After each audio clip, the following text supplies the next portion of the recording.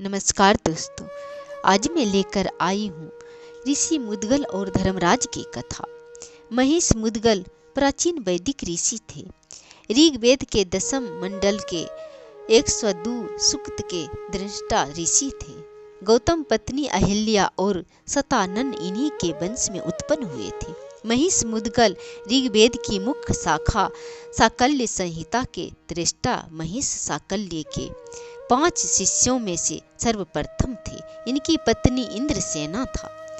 मुद्गल मुद्गलानी भी कही गई है। इनका दिव्य आदर्शमय एवं कल्याणकारी जीवन वृत्त आदि वैदिक ग्रंथों के अतिरिक्त प्राय सभी इतिहास पुराणों में इसका नाम आया है। ये 5 भाई थे और इन्हीं के नाम से पंचाल देश का नाम पंचाल देश पड़ा। गणेश उपासक परक मुद्गल पुराण के यही वक्ता है।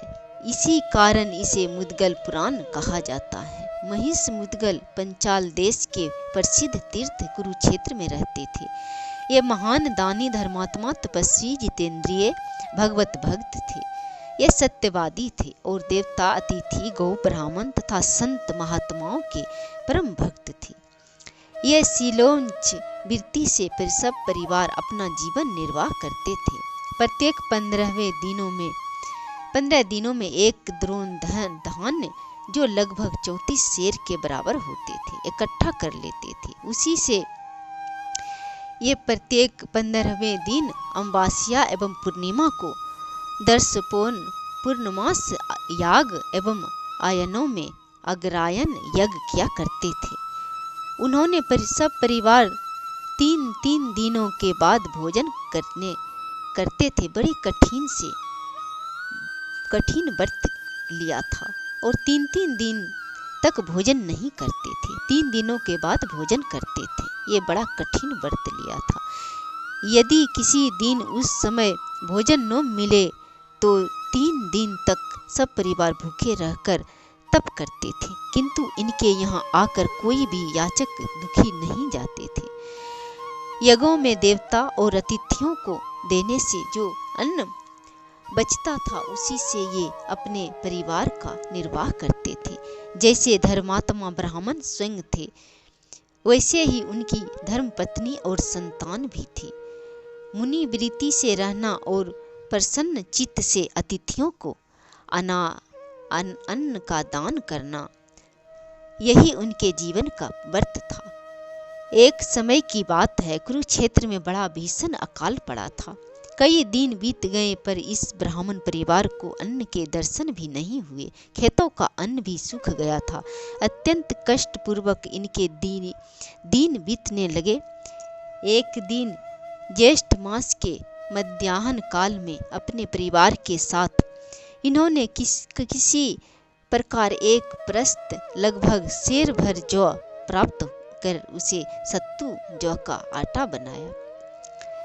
तप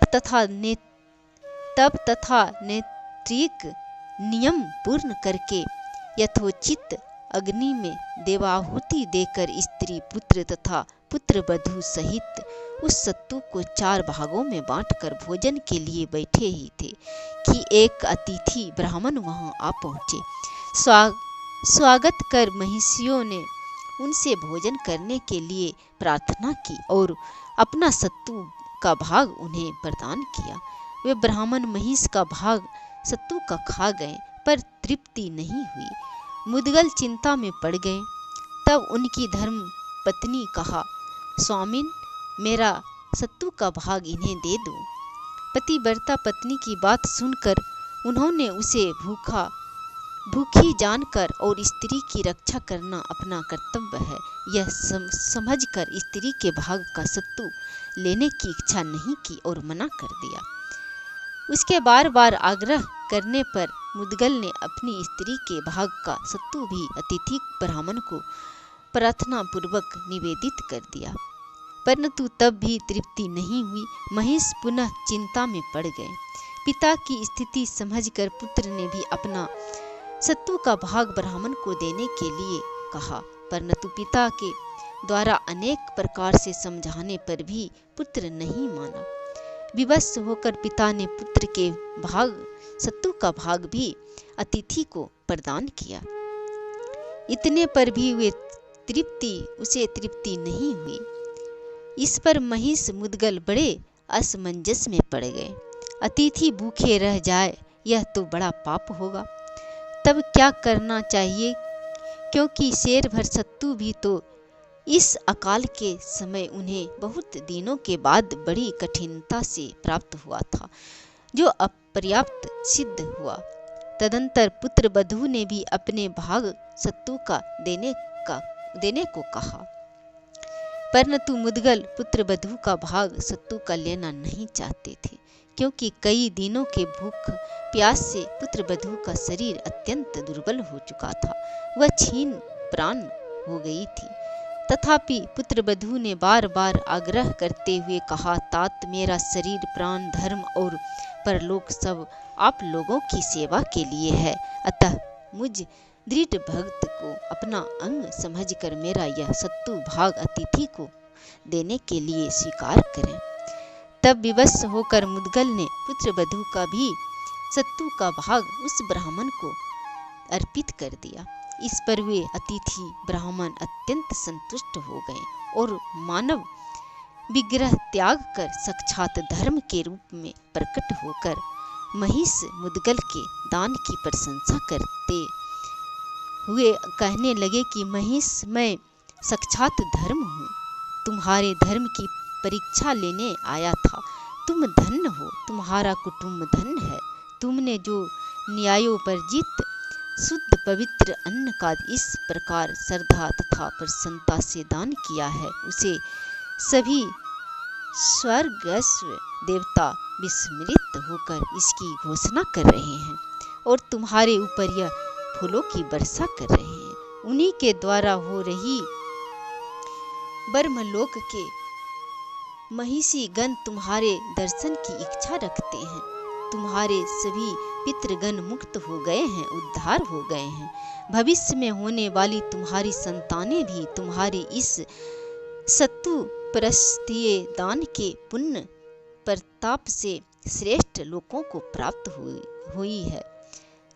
अब तुम सामने उपस्थित इस दिव्य विमान पर आरूढ़ होकर सब परिवार स्वर्गलोक चलो। तुम्हारे इस शेर भर सत्तू दान के सामने प्रचुर दक्षिणा युक्त बहुसंख्यक राजसू यज्ञ एवं अश्वमेघ यज्ञों की कोई गणना नहीं है, उसका बराबर नहीं कर सकता। तुमने अच्छे लोक प्राप्त कर लिया है। लोकांतरों में तुम्हारी अनंत काल तक अविचल कीर्ति बनी रहेगी और तुम्हारे जितना भी संतानें तुम्हारे कुल में उत्पन्न होगा उसे अक्षय लोक की प्राप्ति होगी। भगवान धर्म के ऐसा कहने पर महिष मुद्गल अपनी पत्नी पुत्र सहित विमान पर आरूढ़ होकर ब्रह्मलोक को चले गए और भगवान धर्म अंतर्ध्यान हो गए।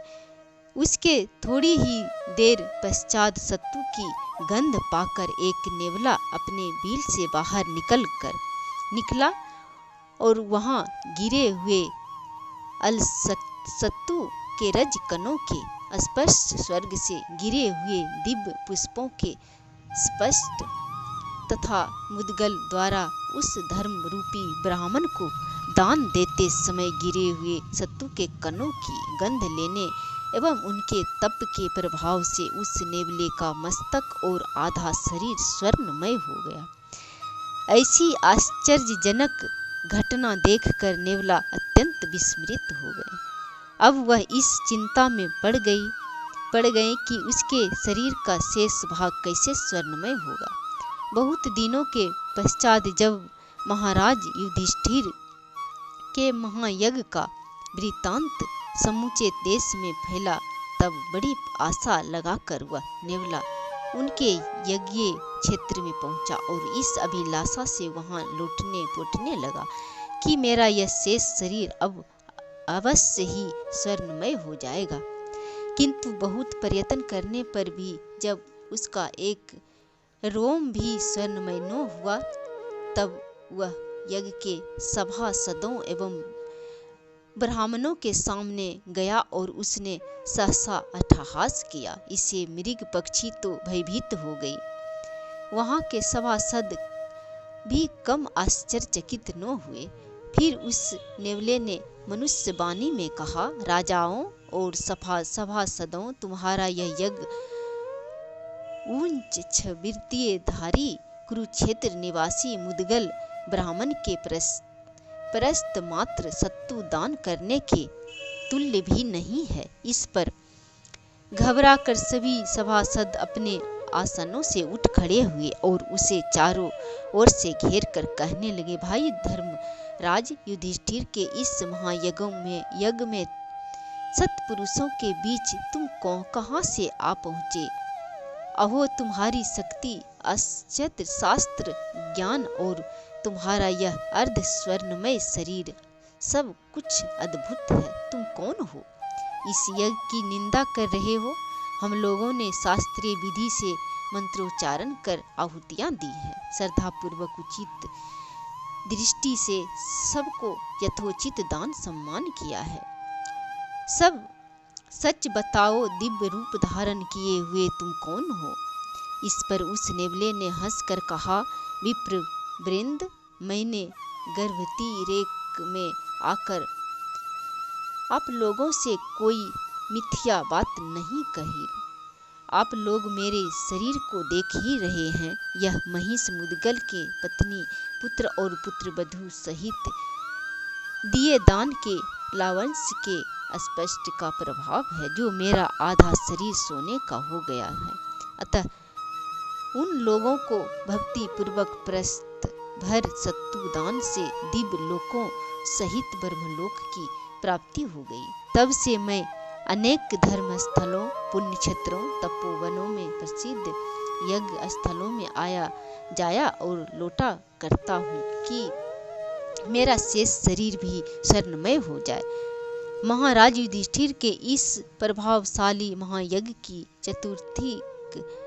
चतुर्दिक ख्याति सुनकर मैं बड़ी आशा लगाए यहाँ पहुँचा, किंतु कोई लाभ नहीं हुआ। इसलिए मैंने हंसकर कहा था कि महाराज का यह यज्ञ मुदगल विप्र के शेर भर सत्तू के दान के बराबर भी नहीं है। यह बात स्वर्ग सर्वस्व में सही है। इसमें यज्ञ के प्रभाव तथा उसकी निंदा की कोई बात नहीं है। मुदगल के दिव्य दान तथा धर्म का प्रत्यक्ष परिणाम ही मैंने आपके सामने निवेदित किया है, जिसे आप लोग भी देख ही रहे हैं।